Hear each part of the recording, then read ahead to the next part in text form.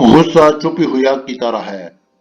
اگر تم اپنے الفاظ اس آگ میں ڈالو گے تو تمہارے لیے اسے سنبھالنا مشکل ہو جائے گا۔ گم سم اور اداس مت رہو، باہر آ جاؤ اور اپنی دنیا کو تلاش کرو۔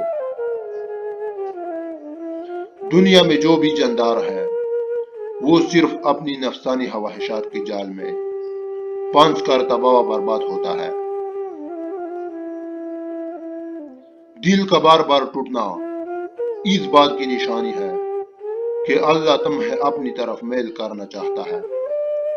اس پیغام کو محسوس کرو اور اللہ کی جانب رخ کرو۔ عادل کیا ہے درختوں کو پانی دینا، ظلم کیا ہے کانٹوں کی پرورش کرنا۔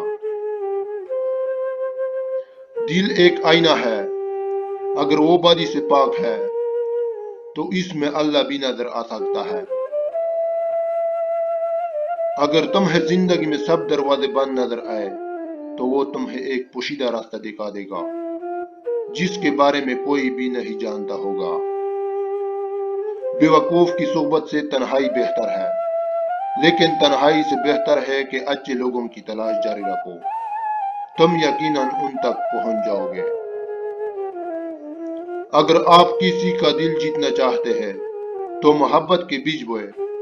اگر آپ جنت حاصل کرنا چاہتے ہیں تو لوگوں کے راستے میں کانٹے بکھیرنا چھوڑ دیں۔ جب اللہ تعالیٰ کسی کی رسوائی چاہتا ہے تو اسے نیک لوگوں پر لعن تن کرنے کی طرف میل کر دیتا ہے۔ روٹی کا ایک ٹکڑا کیسا لگتا ہے یہ اس پر منحصر ہے کہ آپ کو بھوک لگی ہے یا نہیں۔ انسان دنیا میں بہت سے برے کام مختلف قسم کے خوف کی وجہ سے کرتا ہے۔ اگر اللہ کی مدد پر کامل یقین ہو جائے تو انسان لاتعداد برائیوں سے بچ سکتا ہے۔ تمہاری غلطیاں بھی تمہیں سچائی تک لے جا سکتی ہے۔ پوری دنیا کا سناٹا بتا رہا ہے بادشاہت صرف میرے رب کی ہے۔